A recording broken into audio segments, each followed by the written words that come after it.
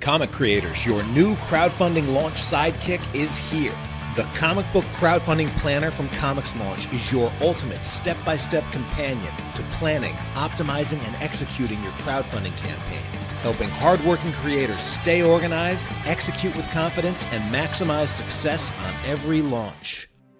Hey, I'm Tyler James, publisher of Comics Drive and host of the ComixLaunch podcast, which has been helping comic creators launch successful crowdfunding campaigns for nearly a decade. In that time, I've seen the same struggles come up again and again. Making a great comic, but no idea where to start with crowdfunding it, overwhelm at all the steps to launch, and fear of missing something important, exhaustion during the campaign, and struggling with the emotional roller coaster of launching.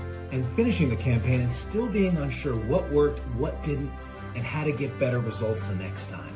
If any of those challenges sound familiar, you are not alone, and it's not your fault. Crowdfunding a comic requires a completely different skill set than making one. The good news is I have something that can help.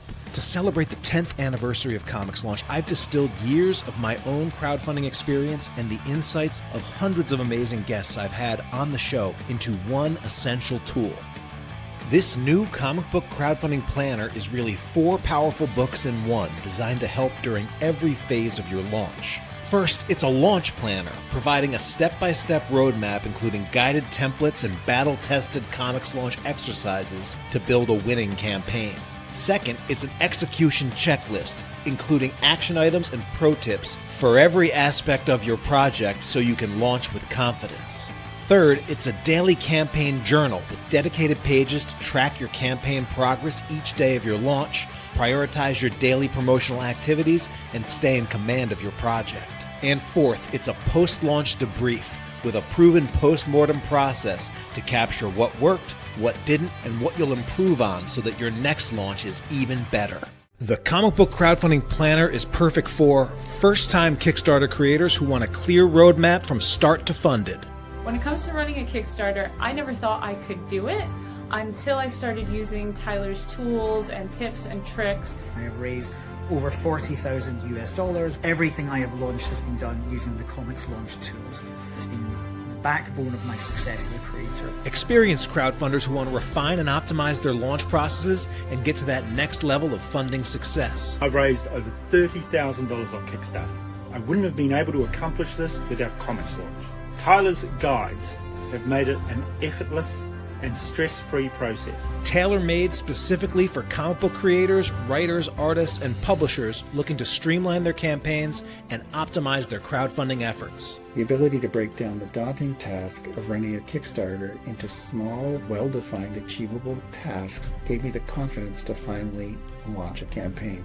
I really needed an instruction manual, and that is exactly what Tyler gave me. Perfect for anyone who has struggled with crowdfunding overwhelm and could use a physical tool to help focus before, during, and after your launch. The timing of finding Tyler and his work was perfect for me because I didn't know what I was doing. What helped me was getting access to all of the tools that Tyler puts together. 6 campaigns raised about almost $27,000, and I can honestly say I wouldn't have had anywhere near the success without ComixLaunch. The tools included in Tyler James' planner were essential to getting the ball rolling for me. Everything I know about running Kickstarters I learned from ComixLaunch. Finally, it's for all the thousands of ComixLaunch listeners who have been asking for a resource like this for nearly a decade. For rewards, the new planner is available in a number of formats. A beautiful physical planner with a durable faux leather cover, digital PDF version with ready-to-print pages, and discounted multi-pack bundles for creators and publishers with many project launches on the horizon. All backers will be thanked by name on the ComixLaunch podcast, and there's limited show sponsorship opportunities available. I'm also opening my schedule for a few one-on-one crowdfunding coaching and mentorship opportunities, and you can also get access to some of the ComixLaunch Pro courses during this campaign. let's make your next launch the best one ever. Back the Comic Book Crowdfunding Planner today, and I can't wait to see what you launch next. Prepare to launch in 3, 2, 1. All right. Hello, everybody. Tyler James here.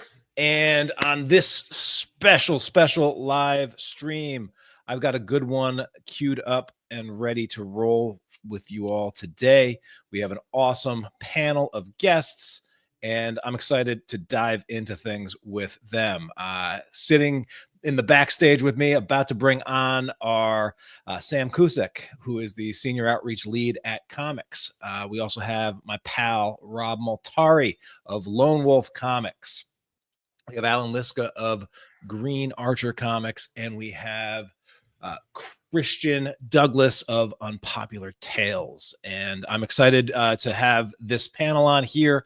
Our three comic creator crowdfunders have books in pre-launch, and we'll give them an opportunity to share some of that. But because we have Sam, who is the comics lead over at Kickstarter here, I really wanted to spend the bulk of this conversation just having a real good in-depth conversation about the state of comics and crowdfunding and what's working, what maybe not working, changes coming to Kickstarter, and the whole nine there. So welcome everyone.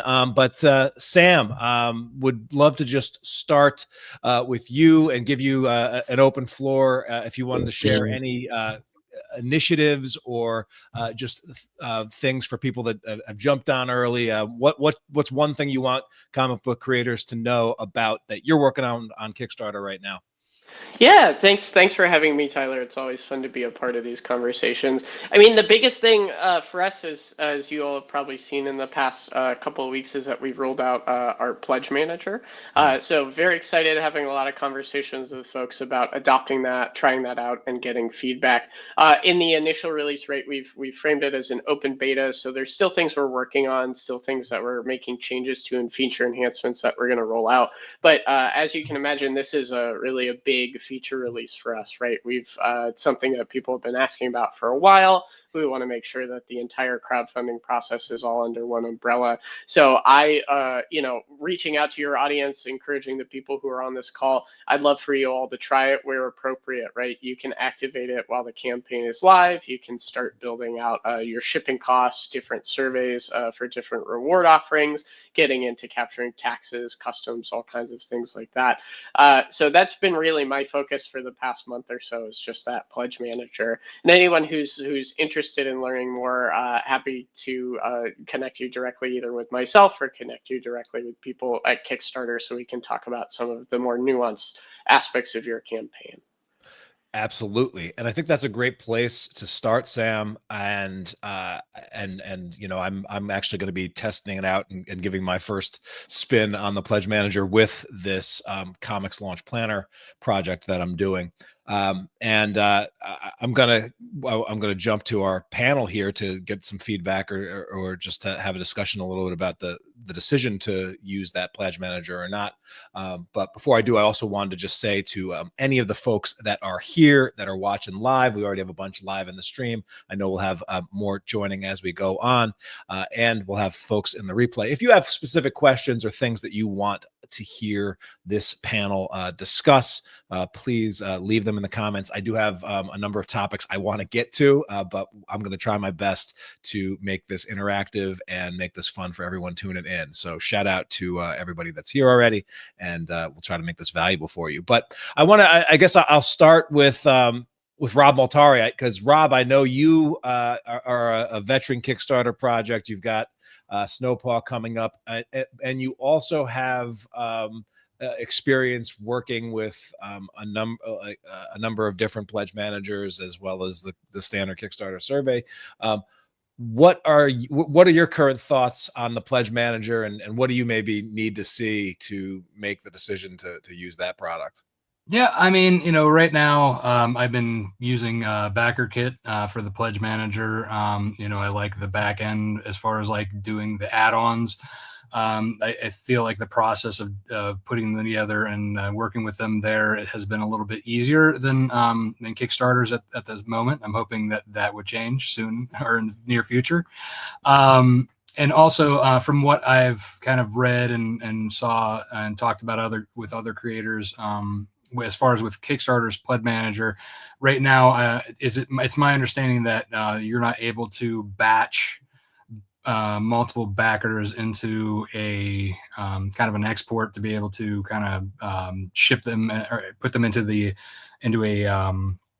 an export to be able to print multiple shipping labels at once. Right now, you kind of have to do that individually per backer, if I'm not mistaken.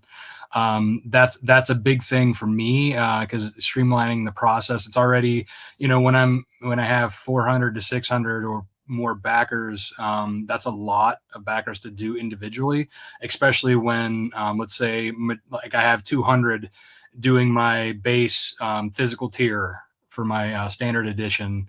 Being able to export, those who don't have add-ons are just basically there for that single issue. It's easy to export all of them all at once and then print all 200 labels, because it's the same weight, same, shipping, same, everything, rather than to just kind of, do that individually. It saves, some of the larger crowdfunders some time. And believe me, I would love to have everything all in-house, everything through Kickstarter if I could. Again, a lot of it's, for me, it's streamlining to make, the process easier. If I were able to merge the two into one giant crowdfunding platform, I would definitely love to do that. Yeah. Christian, are you planning on using the Pledge Manager with the next launch, or are you I'm still like a little bit on the fence because I want to see all the details, because I kind of like Rob, I also use BakerKit, and sometimes I just don't even use like a let run, because normally what I do is I normally have them on my email list already. So if they want like add-ons, because as we have the late pledge feature, which is fantastic, the guy who came out with that, perfect, because that again, hey, in case you want something else before we close, because normally what we do is like after the campaign, we have like a month of like pre-sales. So anybody who really didn't went to, because it happens, this happens a lot of, oh, I forgot, oh, I was on holidays, oh, blah, blah, blah, something happened. And, I want that t-shirt, or I want the stickers, or I want whatever. So I normally we give them like a month afterwards. And normally we put that on house with our email directly with the email list, or even we'll even do like updates directly to the campaign. But I will definitely give it a try for sure. Yeah. To see how it goes. And there's something now I have Sam here. There's something I already talked to Tyler back in the day when we have the last time we spoke, and this is something that I really hope that Kickstarter will like put it something like Rob was saying, like put integrated also inside. It's a whole community thing, especially for like reaching backers or reaching people within the platform. Because I don't know about the rest of you guys here, but I don't really like social media that much, especially the people who run it. It's like, yeesh. So I would prefer to like give my advertising or marketing money directly to Kickstarter than give it to, Zuckerberg or whoever. Insert your name here, so just name more. So again, that's like an idea out there, and I would, because I think it's a lot of people are doing it. I saw like, for example, the heavy metal campaign, they're doing like a special community platform they're using called Circle. Never heard of it. I just like find out a couple of days ago. So I think that's like the way going forward, like to have your own communities of like-minded and especially based on your niche, or based on the people who have bought from you before, or like related to that. So more than the mainstream, let's call it the mainstream social media, the big guys, the big 4, big 5, depending on what you use, Yeah, Christian, I mean, that, talking about ways for Kickstarter to help creators connect with their fans. I mean, that's kind of the core of their mission. And so I do want to get Sam's take on some of that and some ideas there. I did want to give Allan just a chance to share his thoughts on the Pledge Manager so far, and then we'll have Sam just share some of his feedback on what you all have said about that new initiative. Yeah, so we're taking advantage of it for this one. We've never used BackerKit before. We've always gone directly through Kickstarter for everything. But figure we'll give it a try. Plus, I'm hoping the more that I buy into the Kickstarter ecosystem, the more likely I am to get a project I love tag. I'm willing to suck up to whoever I need to in order to get that added to my project. Yeah, that's definitely something. I'm curious, your reaction to some of these things. I'm sure some of this is stuff that you've heard before, Sam. But what's your Yeah. reaction? No, I mean, it's my reaction is generally positive. Like, this is the open conversation that we want to have with our creators, right? Is we want you to be either using the platform, in Allan's case, giving us feedback about your experience, or with regards to Christian or Rob, letting us know about what features are important to you. Like I said at the beginning, we're very much still in that period of development and rolling new things out. So getting that feedback is helpful for us. The community thing is, it's related to the pledge manager. It is a little bit of a different beast in terms of how we integrate that into the site, but I know that's something that people have been interested in for a while as well. So this is all, as far as I'm concerned, this is all good, and luckily it's no major surprises, right? I think it's something that we're aware of and that we're actively working on as well, but we're just over that initial hump right now. So I would say stay tuned and keep your eyes peeled to the Kickstarter channels for more info. Yeah, cool. And this one came through from the folks at Afterlight Comics. They said, looking forward to trying out the Pledge Manager. Are add-ons available in the Pledge Manager? Yes, add-ons should be available. I will turn people to, just because I want to make sure that people have resources that we have made available. We do have Help Center articles about how people can use the Pledge Manager. So I'm going to put some links in the chat here. I would say, I don't want to spend all of our time just going through and answering any of those specific questions if they're there in the Help Center articles. So I'd say check those out, dive into what's available. And then, as Christian asked, I provided my email in the private chat as well. Feel free to hit me up with any questions. I can put you in touch either with Answer Things myself, or I can put you in touch with some of the product folks at our Pledge Manager team if it feels like it's bigger than a bread box, right? Yeah, sounds good. And I told the people that are backing the my current Kickstarter that because I'm using the Pledge Manager for that for the first time, you can definitely expect a walkthrough and a sort of my experience with it in a podcast episode in the near future. So I'm looking forward to diving in. And I've sort of shared on the podcast that, as a new product, competing with the expectations that a lot of people might have with BackerKit is probably going to be the toughest thing. That BackerKit's product is, has 10 years of equity built into it. They've heard every question. They've, had to respond to every potential use case, and that there's creators like Rob or myself that have all of this time spent building out add-ons and things in there that is, and shipping tables and everything, where copying it over and redoing that work from start, it's a smaller climb. But for the creators that was like, I want those features, but I don't know that it's going to be worth it to spend 2% of my campaign raise to test out a platform that also is a little bit scary. I think, a lot of pulling those creators in is going to be where this is going to shine right away. And then, as it matures, you'll have the opportunity to win over folks like Christian and Rob and myself, I think. So I want to, there's a lot of ways we could go with this conversations, and I'm sure you guys have questions for Sam, and I'm going to try to open it up. But I thought, because I saw this thing sort of taking on a little bit of fire over the past couple of days and people sharing it on Facebook, there was a post that Jimmy Palmiotti posted over on LinkedIn that I want to just bring up and then have a discussion about. And so I'm going to read the post and then we'll dive in. But this is Jimmy Palmiotti. He's a longtime industry vet, well respected in both the direct market and major publishing world, big two publishing world, but also has had a lot of success with paper films, his Kickstarter publishing ventures, etc. But he posted this a couple days ago. He said, my opinion on crowdfunding and why it's taking a hit right now.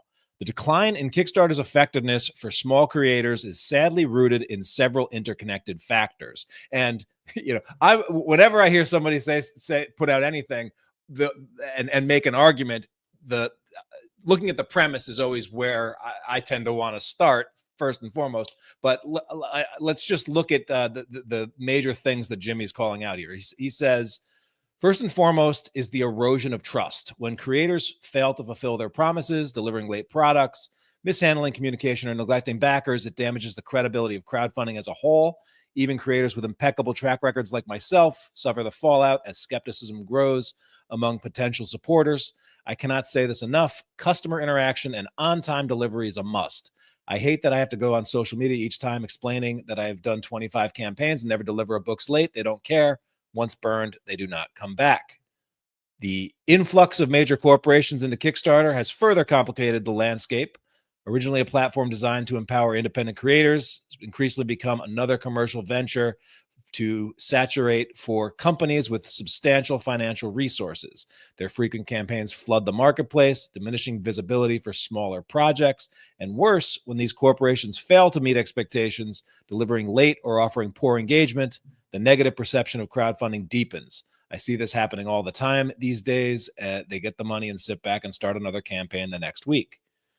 Economic pressures compounding the issue, rising costs across every aspect of production, printing, shipping, and even essential things like comic bags and boards strain both creators and backers alike. Disposable income shrinking, harder for fans to support projects at the level they once did. And dominant publishers continue to saturate the industry with excessive variant covers, aggressive expansion, mass-produced content. And then the last thing he said, he also made a point that within major companies, those creators are also seeing decreasing wages or wage stagnation. And finally, this convergence of factors presents significant challenges, and I think we are seeing this happen in the last few months big time, but I would love to hear what you guys think above and beyond what you've observed that may add to this list. So that was Jimmy. And so for the sake of this conversation, I want to start with Sam, and then we'll also get the perspectives of the other creators here. But I want to start with the premise itself. Does the data suggest that Kickstarter's effectiveness for small comic creators has actually declined, or is this a fear and a feeling that perhaps isn't borne by the data? And Sam, I know I threw this at you, so I don't necessarily expect you to come in here with all of the stats to prove or disprove this assertion. But what's your thoughts and your take on Jimmy's premise first, and then I want to we'll dive into some of the individual issues that he raised. Yeah, so generally, I think outside of data, because I haven't had time to pull the numbers and look at this, I have been hearing from folks that, you know, people are struggling to get some newer backers coming in, which I think is, as Jimmy indicated, kind of a mix of a lot of different things. I always point to economic pressures and really uncertainty being a big part of it. I think people, I know personally, I'm being more conservative with my money and making just more, I think, strategic purchases over time, which is unfortunate, right? It's unfortunate for those smaller creators, but I do think that is a contributing factor. I will say, you know, last year, Tyler, I think we talked about this in the interview that we did see an increase in launches and successes, 5.25 increase both in launches and successes throughout the year. So there is still growth happening throughout the platform, and I think more people, you know, to Jimmy's point about the major companies, it is a double-edged sword, right? It does take away from smaller creators. I will say it also brings a lot of first-time backers to the platform who we are working on efforts to make sure that they stick around and find their next favorite comic through the platform. So it's an influx of both people are coming maybe for Transformers or G.I. Joe, and a lot of them are still sticking around to find new campaigns. So it's complicated right now, you know. I think it's a really complicated time, but I would say things are still stable. I don't think there's as rapid a decline as Jimmy is indicating, but it's definitely, there's a lot of challenges at the moment. Yeah. Rob, thoughts? Is this feelings, or do you think there's some there? I think it's a combination of both. I think, you know, a lot of us have personal feelings in this and see like how our campaigns have kind of like gone over time. You know, I think there is something to the economics to it, where as Sam also said, people are being more conscious about what they're spending their money on. Comic books are a frivolity, whereas food is a necessity, gas is a necessity. So and I've seen this over time too. Like I've gotten within the last couple of years, I've seen more and more backers who regularly would go for the higher end variants, go down to a regular standard edition cover, or even to the digital. Like my digital has grown as high as like my standard cover. So people want to read. My current backers, who are my wolf pack as I refer to them, they come strong every time. They keep me going. But also, like I said, I've noticed that a lot of them have shifted in what they've been, I know what they were getting, and I can see where they're going now. So I have seen that. And then, I kind of agree with the whole, it's harder to bring in newer backers. Not even for like established, like I have 2 serialized comic book series that I put on here, and with Kickstarter, and it just like I said, like you can see the numbers of new backers kind of like dropping each campaign, and it's not necessarily obviously because the story is bad, because people who are backing before are coming back. So like I said, I think it's economy. I think it's just different factors. I agree to some extent that maybe other campaigns that have burned people might keep those people away, but like I said, my backers who regularly come back trust me, they know me. I do updates all the time. So I think if you have an audience who trusts you, you'll be fine. So I'm seeing this just in the chat. Amanda Rachel said Kickstarter isn't shoppable for the casual backer anymore. And I'm curious, like Christian, maybe like where do you stand on that? Do you find that it's harder? Do you feel like it's harder now to get backers, or that the effectiveness has declined? And at the same time, there's also for me, I'm wondering, like, what are we talking about between, like, what times are we talking about when we say it's harder then? I want to know when the golden age of small creators crushing it on Kickstarter was such that we are no longer in it, because I can also make an argument that over the past 3 to 5 years, the Kickstarter's rolled out so many different tools and ways that get us potentially more eyeballs, and the platform itself is bigger, that it's a pie, like the pie has grown. But I'm curious where you stand on that. I'm kind of like, I go with Rob also, like we said. I think it's a mixed bag of things. First, things I've seen from my own campaigns, and things I've seen from a lot of colleagues, a lot of friends of mine who have run campaigns, or even people have hired me for consulting, stuff like that. There's things like, I'm gonna get a little bit technical here, like the CPC or the CPRs, or like actual cost of client acquisition has grown across the board, not only about comics on Kickstarter, but about anything.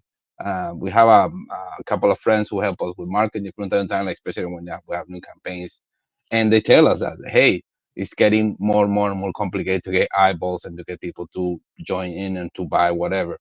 And I don't think it's so much it's an issue with Kickstarter or who is on Kickstarter or Kickstarter or all the crowdfunding platform. It's more like a whole political, social, economical situation out there. So there's a lot of, as Rob was saying, we don't sell food, so we don't sell something that is completely essential to live. So, but it's true that there is something, for example, that you were saying before, the thing, when was the golden era of Kickstarter? For me, before the pandemic, we used to sell a lot more. It was easier. Let's call it quote unquote easier. We could hit 10, 15K a lot easier than now, with less resources, with less marketing, with less campaigning. And now is to get more or less the same result, the input is a lot bigger. And talking about directly here like a business. So in order to get the same output that we need, the input needs to be a lot bigger, and we need to be more professional. That's a combination of several things. It's not only the big guys coming in, That can be one. It's not only its economical situation. That for me is the big one, more than the who is in the platform, who is on the platform. And also another thing we haven't taken into account, we have gotten better with years. So if you see my first campaign 12 years ago, has nothing to do with what we do now, like zero. So of course, the competition, even within independent comic, has grown exponentially, incredibly high with the times, and that's normal. That's progression, As Yeah. better, as more than the more resources you have, the bigger team you have, the more things you can put in, like in the video or in the pledges and all that. So I think it's a whole combination of things. But it's true that, as I mentioned before, not only on crowdfunding, but all business general, the acquisition cost is becoming higher, sadly. Well, so yeah, because that's the situation. It's not what I would like to be, it's what I see it on across the board, not only on our business. So Yeah, yeah, definitely something. I think that's a good comment, just to be aware that lots of platforms are seeing changing behaviors. I think the pandemic was one of those things where there was a lot of fear in there, but everyone with online businesses saw those online businesses get surges of traffic, especially when most other options for in-person sales and things like that went away or were significantly paused for a significant amount of time. And so it was a bit of a boom time for a lot of places. So I can buy the notion that, for projects that were really crushing it, that they may have been turbocharged a little bit during the pandemic or in the fallout of the pandemic, and now we're back towards more reality potentially. I'd be curious, as a project for the data folks over at Kickstarter, Sam, just again to challenge that premise and to see, like, what's the success rate for first-time Kickstarter creators, and has that significantly changed, positive, negative, or not at all, over the past several years? Comics is kind of a little bit unique on the Kickstarter platform in that we have the most returning backers, or excuse me, the most returning creators, and there's also strong linkage that the best predictor of future success on Kickstarter is past success on Kickstarter. So when you have a lot of veterans and a lot of a track record, the expectations meet. But does that mean that it's more of a struggle for new first-time creators or less established creators, or is it just is it a better platform overall? So again, I'd love to have some numbers to match the feelings there. But regardless of that, I'd be curious, and maybe we'll start with Allan and then go back to Sam. Like, of those factors that Jimmy raised, which of these factors do you sort of see as the biggest risk to comic creator crowdfunders? And is there anything that Kickstarter can or is doing to mitigate it? And so Jimmy mentioned erosion of trust from failed delivery, influx of major corporations and publishers, economic pressures and rising costs, or just overall Kickstarter market saturation, and maybe specifically comic book market saturation. But Allan, which of those keeps you up at night? So actually, we bought a lot of our first time backers with us when we launched our first campaign in 2023. So we haven't had that problem of other creators not delivering affecting us. At least I don't think so. And then as far as influx of major corporations and publishers, I get that it does draw attention away, but if it brings more people to the platform and Kickstarter can figure out how to monetize it, I don't have a problem with that. I think the two things that I'm more worried about are economic pressures and rising costs. I mean, I know, especially with the way shipping is overseas, we've lost a few of our overseas backers, or they've switched over to digital because it's just prohibitively expensive to try and ship anything to them now. And then there's uncertainty around tariffs. And I know comic books technically aren't part of the tariff situation, but I think there is a lot of concern about that. I do think that market saturation's a concern, and I'll add one more to that. I think that there's a lot of NSFW slop in the comics category now, and I think that does kind of detract between real projects and not real projects. And not all NSFW comics are. I wouldn't consider them slop. There's some really, really good ones. Like I think Bad Bug does a great job, and so on. But there's stuff that's just effectively, just cover pinups and stuff like that, and not real comic books. And I do think that takes away from people trying to find real projects. So, and this goes back to what Amanda was saying. I think that hurts the discoverability a little bit when you have to go through all of these, pinup mills to get to actual comics. Yeah, good point, and I can add sort of that sort of to this list here. Which of these issues is Kickstarter internally most concerned about, or feeling like they can at least address, Sam? So I'll start with market saturation and getting to Amanda's point about curation. Two things that I have done in the past couple of months that I think are helping with discoverability and really a focus on comic discoverability and talking directly to the audiences, moving away more from pointed social media posts and having a dedicated comics newsletter that goes out to backers of comics projects. So every month on the last Friday of every month, I produce a newsletter that goes out that highlights 6 comics projects that I choose. It has a spotlight from a creator or an industry person who's talking about a campaign that they really like, and then my musings on news and information about where I'll be as I attend a lot of conventions as part of this role. So that's one way that we're trying to break through that market saturation, is having outside of the PWL and new and trending newsletters that go out on a weekly basis, having more direct communication that's specifically focused on comics. And I've seen a lot of success on those, frankly, just looking at the numbers. I can, at a campaign level, look at the referral code, and on some placements in there, I'll see, 14, 15 backings from a posting on there for a particular project, which, depending on the size of the project, can really move the needle. So that has been really helpful. Allan, to your point about not safe for work newsletters, that's been an interesting challenge since I've come onto the role.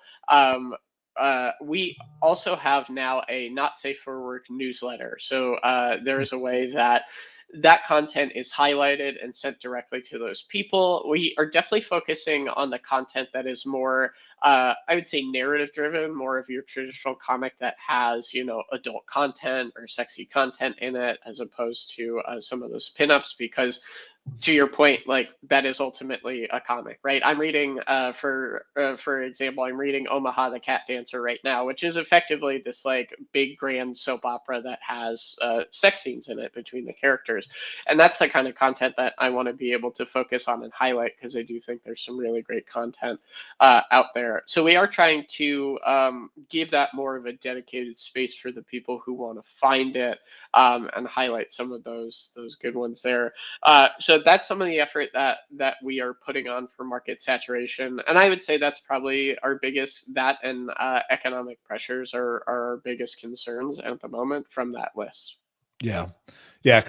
Clay Adams, just speaking to that point, said, a family member who has only backed my campaigns doesn't get my project recommended to her when she logs on to Kickstarter, and as she put it, I only see boobs. So that I think that is especially the concern for creators that don't do that kind of stuff. Just the balance of not wanting to provide a bad experience for people that they're driving to the platform because of what else is on the shelf, eventually, or their stuff their content being too closely associated with other stuff that is wildly different. But man, it is a tough challenge, because one man's slop is another man's treasure, right? So it's tough for Kickstarter, I'm sure, to decide where to draw lines, or if they're even in the lines drawing business. So, and Sam, I just want to say real quick, as a backer, personally, I've backed over 500 projects myself. I love your newsletter. I find it really, really helpful, and I do hey, thanks find so good much. things there. So I do, as a backer, really appreciate you doing that, and I hope it's getting more attention from people. I really appreciate that. I just want to say too, Tyler, on the not safe for work recommendations point. I have made a recommendation to do some filtering. I can't say specifically about a timeline of when that would roll out, but I'm hoping in the future that we'll be able to allow people on an account level to filter out not safe for work content if they want to see it, if they don't want to see it. That's a recommendation that I've made. I can't make any specific promises, but I have heard that feedback from people that because you sign up for Kickstarter, it doesn't necessarily mean you want to see that not safe for work content. Everybody has a different set of values. You have to be 13 to sign up for Kickstarter. Some of that stuff is 18 plus, so we definitely don't want to, get stuff in the hands or in the eyeballs of somebody who's not ready or willing for that kind of content. So just want to say, I do hear that, and I'm hoping that we'll be able to make changes at a later date. Yeah, and just so that we don't bury the lead here, how does one go to get on that specific comics newsletter that you are putting out, Sam? I've got, and I'll send this over to you, Tyler, if you want to share it. We've got a sign up page here. It's -newsletters-comics after Kickstarter.com. Please sign up. As Allan said, I hope, as Allan indicated, that it is helpful for people. It gives you some insight, and it introduces, more importantly, introduces you to some new people in the comics space, because I think there's a lot of really great distinctive voices, both from a Kickstarter and just like a comics publishing in general side of things. I try and talk about, been talking about a lot about the Diamond news, everything that's happening there. Been talking about retailer tiers and some better education around that. So there's a lot. There's just a lot of conversation happening, and I want to make sure that Kickstarter is a nice cultural point, right? I don't want us to just be this monolith that feels like we're not paying attention to the rest of what's going on. Yeah. Follow the Kaiser said it would be nice to know that there was a push to get eyes on campaigns that are not funded yet. There are some really great projects out there that are just not getting eyes on the project. And so thoughts on that. And then also from Patrick Lugo said, how would one go about their getting their project featured on Sam's newsletter? Hey, Patrick. That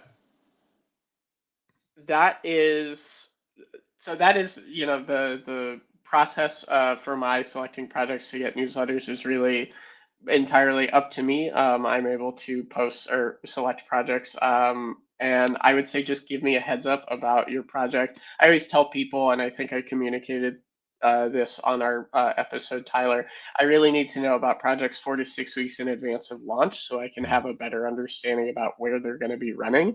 And it really just kind of depends on how they run in the timeline of when the newsletter is going out, right? I try and select things that are going to have at minimum a week runtime out from when the newsletter goes out. I don't want to pick something that's going to end the next day or the next 2 days, because there's a chance that, especially with it going out on Fridays, there's a good chance that we just lose visibility over the weekend and people don't see it till Monday, right? So the more advance notice you can give me, the better opportunity you're going to have to get into a newsletter. Yeah, that makes a lot of sense. So I put out a call to some of the folks that were backing the current project that I'm launching for a comic book crowdfunding planner, and I put the call out to some folks there, and so we got a few that came in for Sam and the group. So there's a question.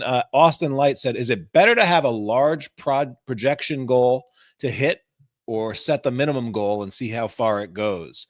I would think if it funds faster, it will accelerate more funding, but if people are moved by their project, they may pledge more to hit the larger goal." I want to start actually with Rob. Rob, you're somebody that has had the gamut of crowdfunding experiences. You've had projects that fund in a very short time, day one funding. You've had projects that you've had, your initial project, first ever project failed to fund, but that you didn't let that stop you. You've also had projects that's like down to the wire and sweating bullets. What's your approach and thoughts about this? And does it vary from project to project in terms of your projection, your project goal? Yeah, I think, for starting out, like, I've always been the advocate of set your goal to what you need to produce it. Because if you don't fund for the costs of printing the book, paying the art, basically, if you don't have the money yourself, which, most often I pay for the art, then come in for the printing and, everything else. But if that's not cheap. So like a bare minimum, $5,000 for a single 24 issue comic is generally what most people need, unless they are the artist and the writer and the letter, basically do everything themselves. But if you're a writer like me, who's paying for the art, paying for the printing, paying for basically everything, you have to look at your budget. And for me, it's always been what I want to set. So like my first failed campaign, I was going to kickstart my series by going 3 issues deep, and I went for a $20,000 goal. Obviously, that was very naive of me without having an audience doing it before. So the next time I came back, I had already self-published issues 1 and 2 on my own with my own money.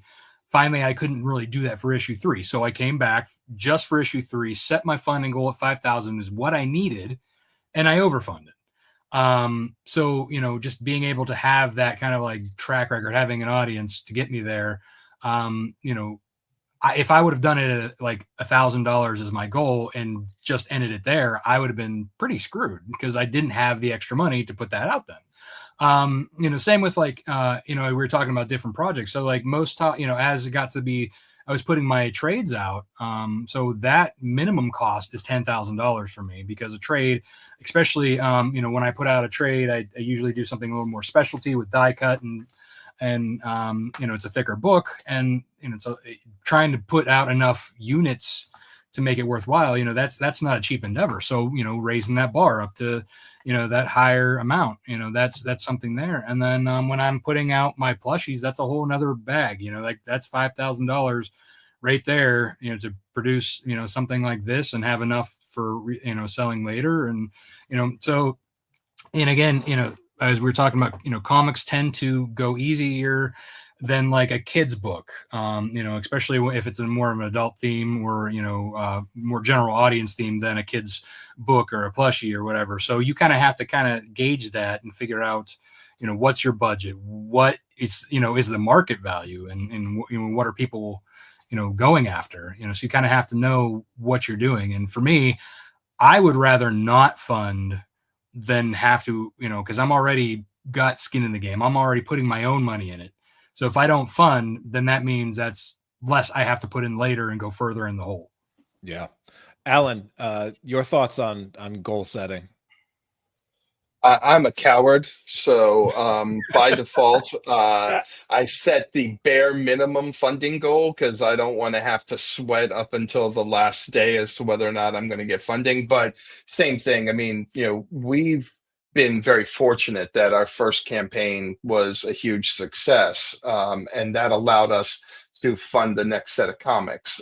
And so we've been funding ahead of time. Basically, each previous campaign basically funds the next comic that we do, and we're able to fully produce the comic before we jump into Kickstarter. So I set the absolute minimal goal to cover the printing costs, because I've already paid for the art, and hope that we overperform.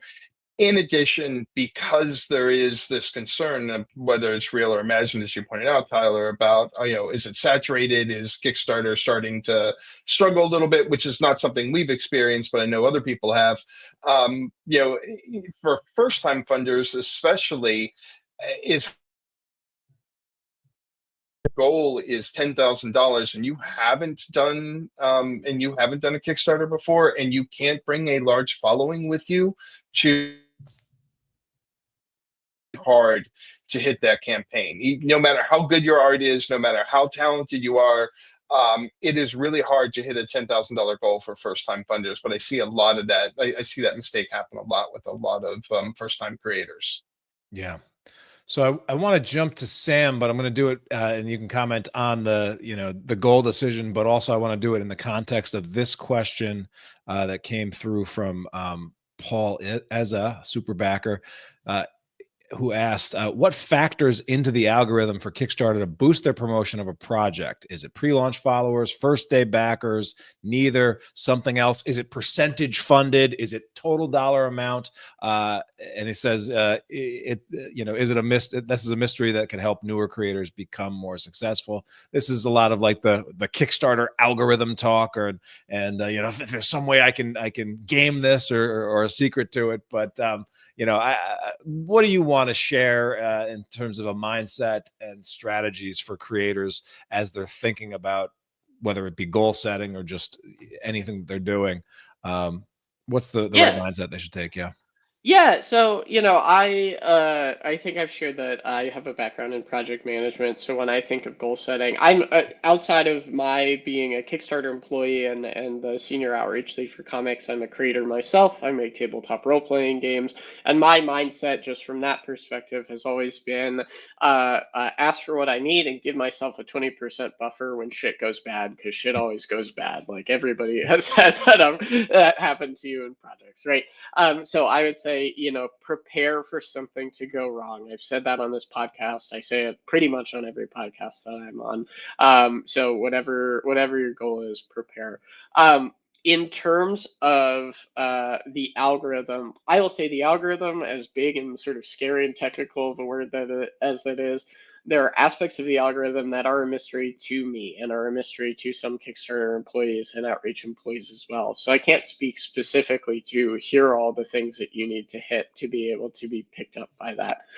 That being said, what I can tell you is that pre-launch followers are definitely something that we encourage and pay attention to. That helps us from our just overall promotion and general promotion. We do promote primarily live campaigns, I will say, but for pre-launch followers, I will definitely say that is something that is just helpful to continue to grow and focus on, because we see a 30% conversion of pre-launch followers to backers, right? So if you have 100 people, you're going to get 30 people coming in the door in the first couple of days to back, and that can be a really strong indicator of success. We do, the system has things built into it. When something is almost funded, a tag will come up programmatically, and you can see that in the search, right? So we are helping people get over the line there. If something is coming to the end, we have those programmatic checks that'll say, those emails that will go out, those 48-hour emails, those 72-hour emails will go out and remind people. But what I look for in terms of the stuff that I personally choose to promote is a solid amount of preview pages. I recommend like 3 to 6 preview pages, so you're giving enough of an appetizer without giving the whole story away. And then a good variety of rewards, so sort of a digital option, your base tier, and some higher tier options. I love seeing things like original art if people put that in there, or a way for people to be drawn into the comic. I think that is really fun. Tyler, like you mentioned, having one-on-one sessions available if people are interested and willing to do that. I think that kind of community building and, to your point, helping those first-time creators feel more confident and understand from the masters at work, right, how they can do it themselves, because that's what really Kickstarter is all about. We never want to create a gatekeeping community where you guys are the only ones who are having success. We want to welcome new people, and we want to help people build new businesses out. So that's kind of that's a lot of different information for the questions that were asked. Yeah, absolutely. But good stuff to know, and this is kind of things that I think thinking, but can you say definitively, because I still do hear people is like, well, if I can just get my project to show 5,000% funded, even though I'm asking for $5 or something like that, then that's going to automatically shoot me to the top of the Kickstarter page. You wouldn't recommend people, that need 5,000, but set a $5 goal simply because it's going to game Kickstarter, right? Yeah, and here's the thing: is that is not necessarily. I do think there's a a perception about how the website works with regards to that, right? Like there are different search functionalities. If you look at if you go to the comics category, everything that's mixed in is shown is not the highest funded at the top. You can look at that and you can see that, but that's not automatically how things are populated. It's more random. It's a little more esoteric. You can look at newer things. That's generally how I look at stuff, is I'll go through what's launched in the past couple of weeks or past week. And I'll also say too, because this has come up, just because you're successful doesn't necessarily mean you're going to automatically be a featured project on the homepage. That's something that we plan out. That's something that's very deliberate on our end to make sure that we have a wide variety of categories that are shown to people. And the carousels that show up are user-based and programmatically set by the algorithm, right? So it's based on your backing history, your behavior, the things that you look at there. Charlie makes a great point. Hi, Charlie. About the backer analytics. I would say even if you're a first-time creator and you have, I would encourage first-time creators before they come to Kickstarter, if you have the ability to put something out on like I'm just using platforms off the top of my head that I use, but a drive-through RPG or an itch.io or even a Squarespace. I use Squarespace for my first crowdfunding campaign, and I was able to pull region data down from that, and that allowed me to set my shipping rates based on where I knew my audience was coming from, so I could speak directly to them and make sure that they felt prepared to make a purchase, right? Definitely, I would say try and take time to build up an audience or build up a practice outside of Kickstarter before you come to Kickstarter, because that's going to be a really great way for you to get information. Backer analytics is a great point. It's just a difficult thing to do sometimes, I think, when you're the first time creator at Kickstarter. So anything you can do to have more information about the people who want your content, the better prepared you're going to be.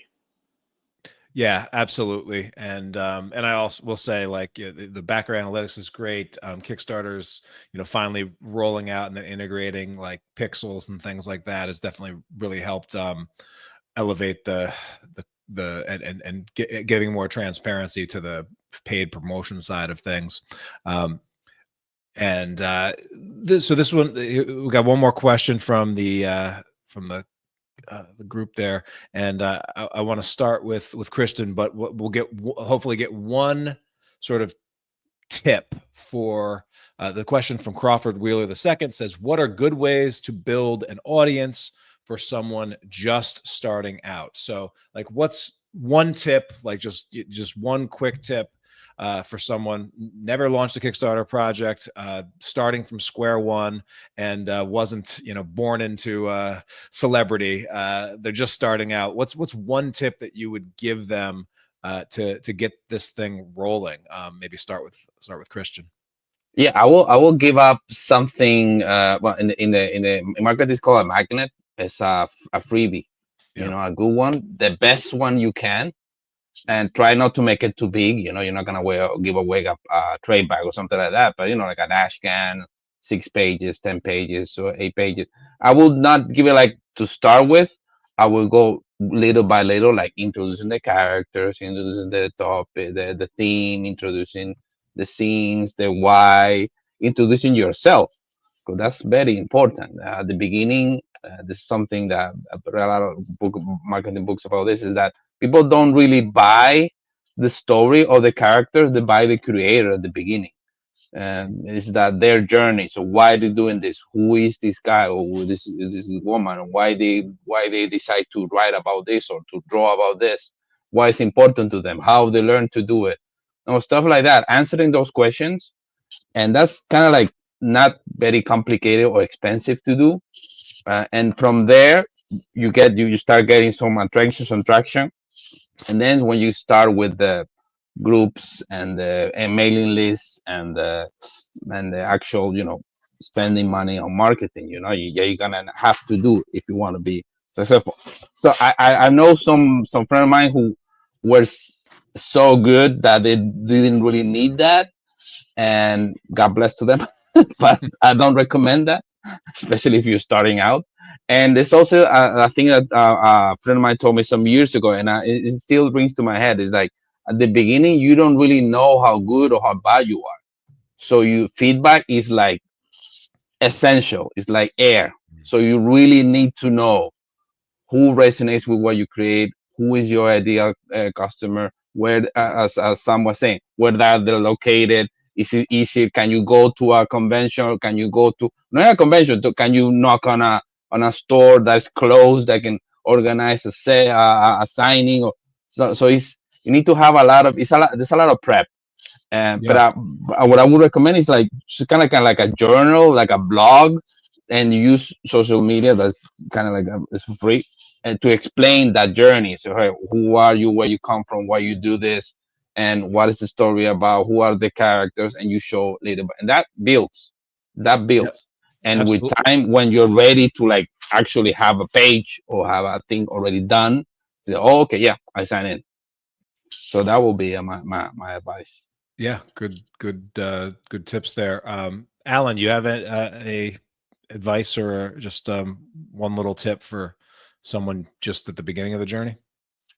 Yeah, so I'll co-sign a lot of what Christian said. When we did our first book, the Yours Truly, Johnny Dollar, the thing that sold it to people was the story, because on the surface, a book about a dude who stops ransomware attacks isn't necessarily good comic material, but when we can talk about how it comes from personal experience and why we're doing this and why this character and so on, that meant a lot. And as we got better at telling the story, we found that we had more backers, and as we moved through issue 1 through 4, that helped a lot.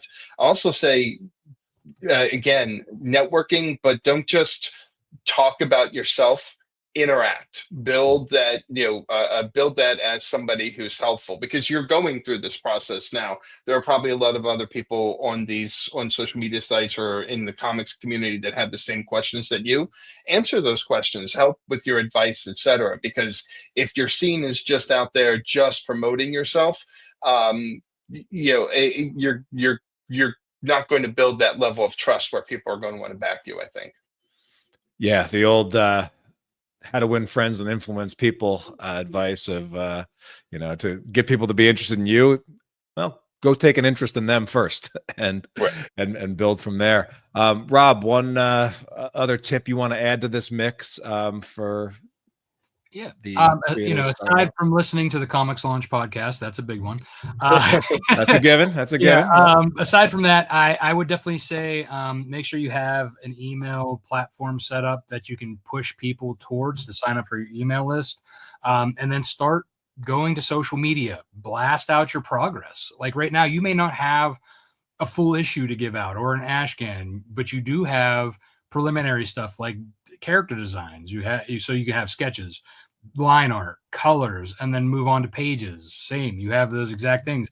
So you can be sharing out that stuff to get attention, to build up your socials, and you can also in that put that link to that sign up page for your email lists, and people can be like, hey, I'm planning on, once this is done, I'm going to launch a campaign, and get on the newsletter list, and we can give you some more back information for the people who like the process junkies out there. That's a great way to start building up when you don't have anything really to actually give or sell, or at that point. Yeah. Anything to add, Sam? Yeah.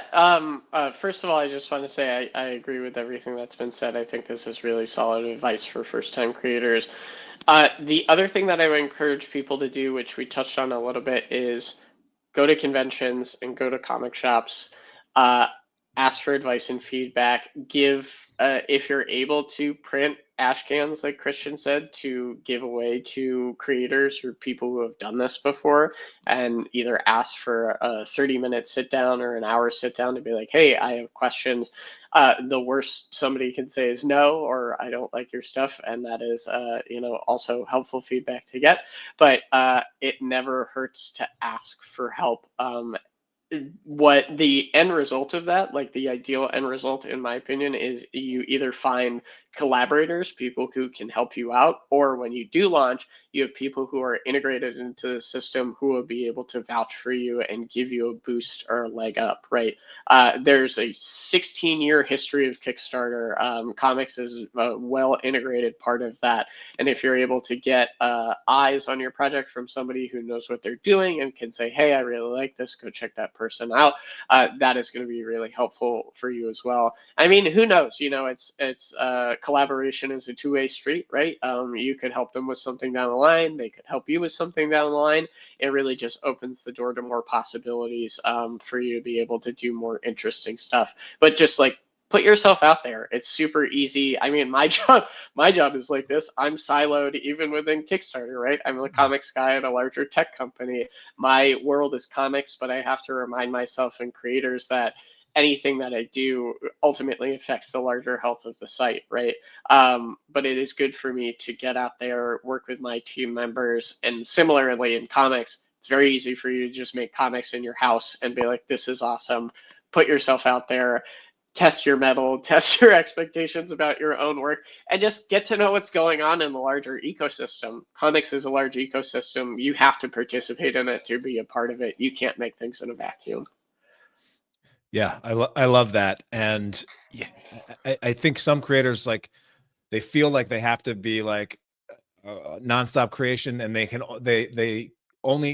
only show up or start delivering when they've got something fully formed and ready to go for their audience. When in reality, I see a lot of creators that have a lot of success building an audience well in advance of their first thing ever launching, because they're thinking about who it is that they want to serve, like who that audience is, and they're curating stuff for that audience. Like they're sharing the top movies that this audience should be paying attention. They're backing other projects on Kickstarter and being known as the person that knows the cool project that's live.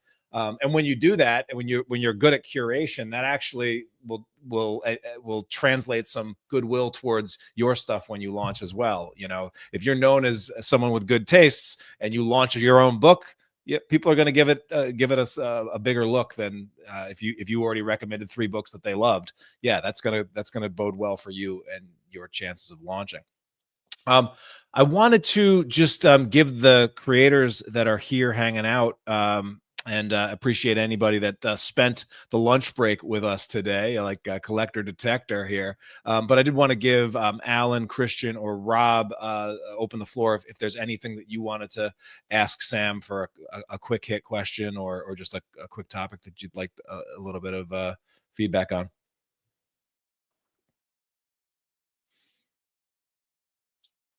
I think, I mean, I know we were talking a little bit about Kickstarter building like a community piece to the platform, but something that I would love to have within the platform would be a way to kind of similar to like BackerKit launches single email platform where they can take all of the backers and email once, rather than having to go to my updates and do every single past campaign to update, to try and hit the people who may not have come back, or because that just ends up blowing up their mailboxes, and me personally, I've backed almost 1,000 campaigns.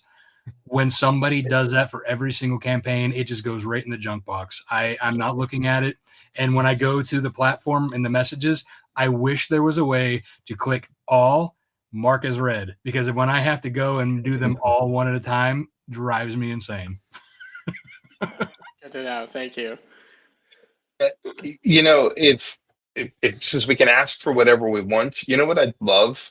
I'd love to be able we have Santa, Kickstarter Santa here with us. Yeah, Sam's going to make all our dreams come true. I've been good this year's Kickstarter Santa. So here's what I'd like. I'd love to be able to badge people who have backed multiple of my campaigns, because we've had, we're now in our 10th campaign, and we've had people who have backed the 9 previous campaigns. I'd love to be able to assign them badges, because I try and do things to give them a chance to feel special. And I love the secret rewards for that. I think that's really amazing. I know in our last campaign, we did that, and we had a bunch of our backers that really appreciated being able to use that, because we only made it available to people who had backed previous campaigns, but I had to reach out to them manually. So I'd love a way to badge them and give them extra special thanks for backing the campaign.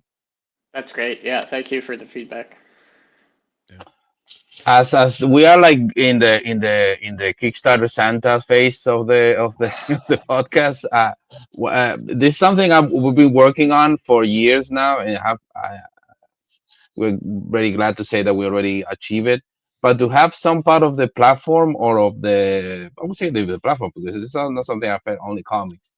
It would be like a kind of some kind of like a group or like an incubator or something like that, to be able to encourage collaboration across countries, especially across continents, because this is something that's a major thing. It was mentioned here before, the thing of the raising costs. One of the most raising costs for anyone who is in comic is the whole shipping thing. It's insane nowadays. Insane. There are some shipping that costs more than the book itself, which is ridiculous. But it's like that. And on top of that, all the thing we have now with the political situation, the tariff and the taxes and et cetera, et cetera. So to have some kind of like a I don't know, like an European division and like an Asian division, and not just an America's division, but like, because comics are global. For example, the comic that we're gonna launch this Friday, we have people from China, from Japan, from the US, from Europe, from here, from Ireland. So it's like everywhere, and that's what we like to have as a platform that we all know, that most of like people who have worked with it before, or is known, because it's not. Kickstarter doesn't need brand recognition. Everybody knows what it is. Not only in our sector, because I come from theater and cinema, a lot of things they know the platform, so the branding is already done. But we have to kind of like the tool, or I don't know exactly how to do it. I will say it will be something like a summit or whatever, something like that we can have like creators from Europe, creators from the US, or from the US, Canada, Mexico, all America, and then creators from Asia, that we can like intensify the synergies, because I think that's how.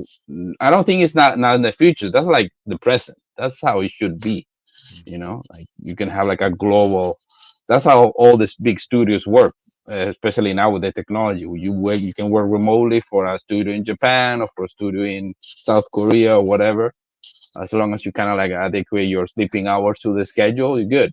So, so that's the only tricky part, But so I would like to see something like that built in the platform somehow. That would be gangbusters for sure, for everyone, not only for comics, or for every kind of artistic endeavor, or even tech endeavor, or whatever that's created. That to have that way of like hub principle or group principle in order to connect people from all over the place. Now with the internet, it's pretty easy, quote unquote, and straightforward. It's just a matter of languages and stuff like that. But that's about it. Because we normally publish in 4 languages, so we're kind of used to it to do that, and so it will be. I would love to have that in the platform. That will be fantastic. Well, I know Sam is got a heart out shortly, but we've got the newsletter that we want to make sure that you get on the comics specific newsletter for creators that Sam is releasing every week. Sam, anything else that you want to leave folks with before you say goodbye? Just to clarify, it's releasing every month, last Friday of every month. Sorry. No worries. I just to get in people's ear, if anybody's going to be at TCAF, I will be at Toronto Comics Arts Festival in a couple of weeks, and then I will be at San Diego Comic Con. Would love to see people there if people want to get some FaceTime. But just generally, I am open. So if people have any questions, comments, concerns, feel free to email me. I will try to get back to you in a timely fashion, but I want to continue to have conversations with the community, feel like you have a point person that you can reach out to, and we can have conversations about either what the platform can do to help you, if you have any concerns with getting things approved or wanting to get things promoted.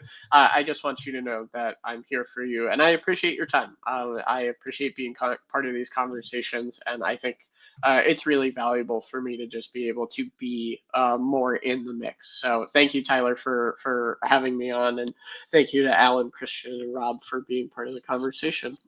Yeah, pleasure, I appreciate you joining us for this. Sam, and have a great rest of the day. I'm going to give these guys a chance to talk about their upcoming projects, and appreciate you, though.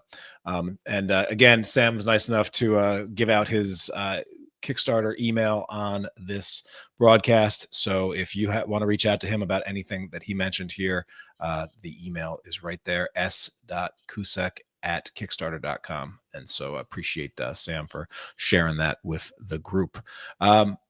All right. So, gentlemen, while you're here, I know you all have projects that are in pre-launch. So let's go through them all. We have from Rob Multari, next up, the next in the Snowpaw franchise. What can you tell us about this upcoming Snowpaw 1 through 4 launch, Rob? Unmute, Rob. Every time, at least once. Yeah, so this is the end of this first story arc for Snowpaw. So basically, this is the finale and of what's happening here. It's not the end of the series, so definitely we plan on doing more after this.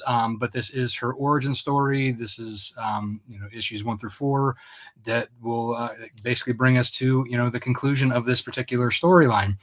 And, it has been building up the last 3 issues. The end of issue 3 had left our heroine on a bit of a cliffhanger with stuff basically about to hit the fan, if you will.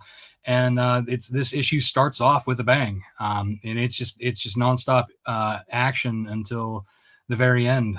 So it's a great story. It's about a young woman who discovers that she is born a werewolf. She is betrothed to a rich man's son to save her family farm in the 19th century Scotland. During the engagement party, she is noticed by a high-class werewolf who then follows her back to her family farm, where the family is attacked by werewolves, triggering her first transformation. Awesome. Yeah. And do you have a target launch date in mind? Right now we're kind of aiming for end of June. There's a couple factors that have been kind of holding it off. One, Mog is still working. Mog Park, who's my illustrator, is still working on the pages. I like to have the book ready before launch.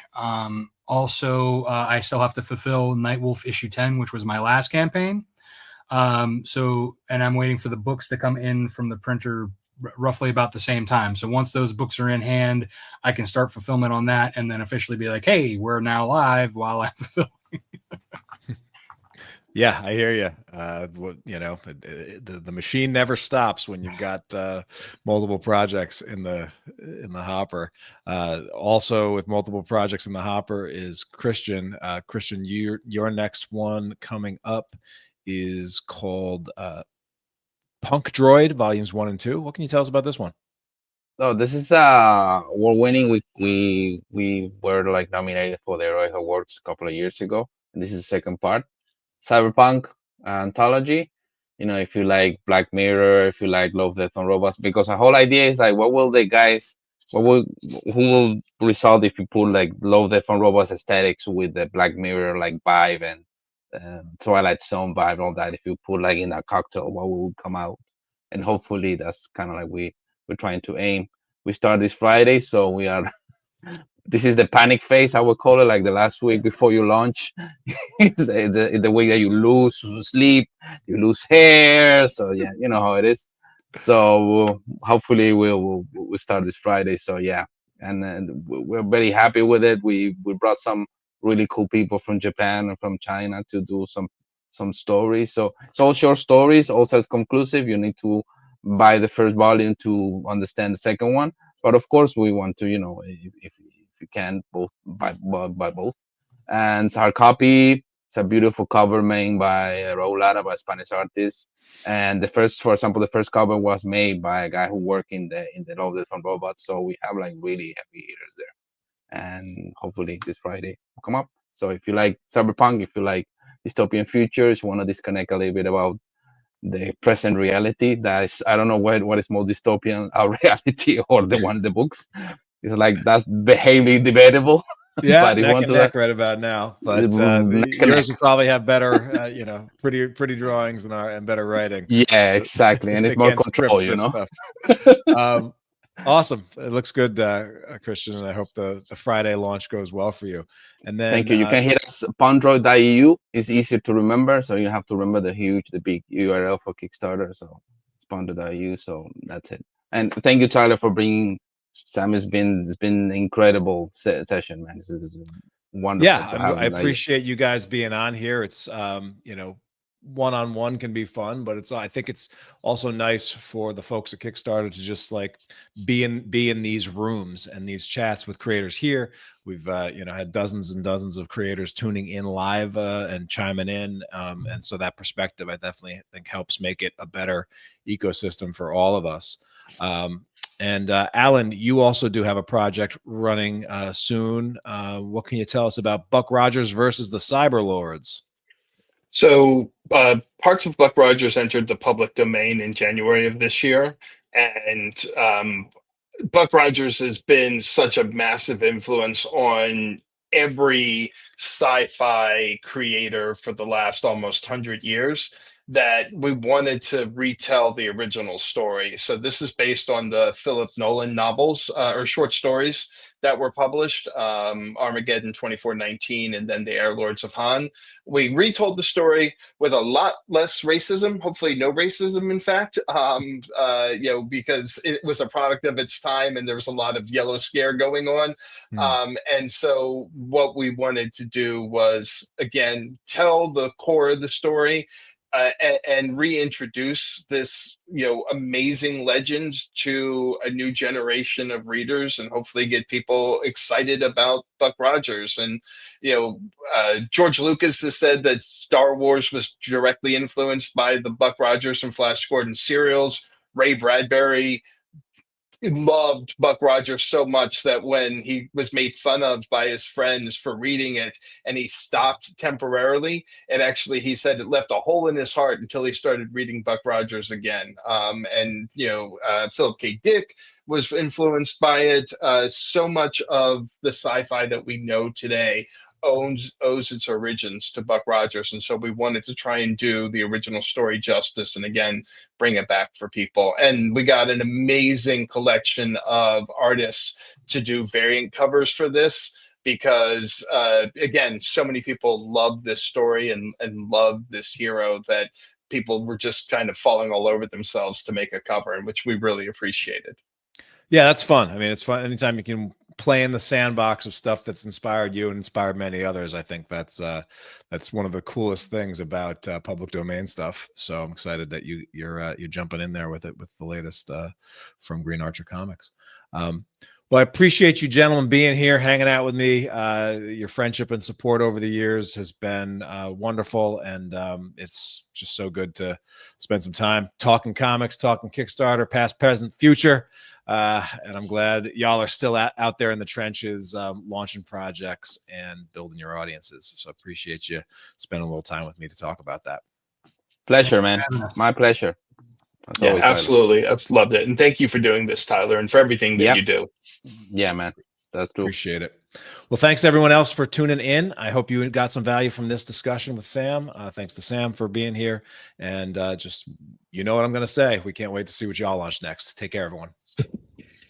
Yeah. Bye.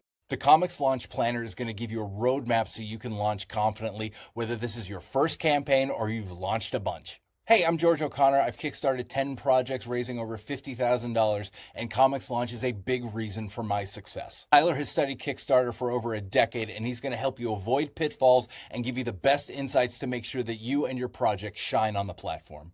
He's also going to help you with the mental aspect so you can stay sharp and positive and professional throughout the entire launch. This planner is going to give you the tips and insights Tyler's created from over the years of studying the platform and helping hundreds of people launch their projects. As someone who's been with Tyler since the beginning of ComixLaunch and has absolutely benefited from his insights and trainings, I cannot recommend the ComixLaunch Planner enough. I've been using the tools from ComixLaunch since 2020 to run all these successful Kickstarter campaigns. When it comes to running a Kickstarter, I never thought I could do it until I started using Tyler's tools and tips and tricks. He really has this great way of putting everything together and making it so easy to tackle. So something big and challenging like a Kickstarter campaign becomes really easy to do when it's broken down into these steps. My name is Melissa J. Massey, purveyor of fine fantasy comics and tragic shenanigans. I would recommend this to anyone who wants to launch a book or a comic on Kickstarter. It really breaks down the process and helps you to position yourself well so that you can stand out and deliver a fantastic book to your audience. I mean, the results don't lie, and the pile's getting a little hard to hold, so check out the ComixLaunch Planner. It's going to be the best investment you make for yourself and for your creative business. Before ComixLaunch, I struggled to raise $3,000 on my first campaign. And since joining ComixLaunch, I have raised more than $370,000 across more than 30 campaigns. That's a huge difference. It's quantifiable. Hey everybody, it's Clay Adams. I'm the writer of Blazing Blade of Frankenstein, Dream Quest, co-writer of Carmilla Unbound, Prodigal Son, and co-editor of the Nightmare Theater horror anthology. I wish I had this planner years ago. Tyler, what are you doing? Get on this. Start shipping these things out. Can we just skip the campaign? Let's go.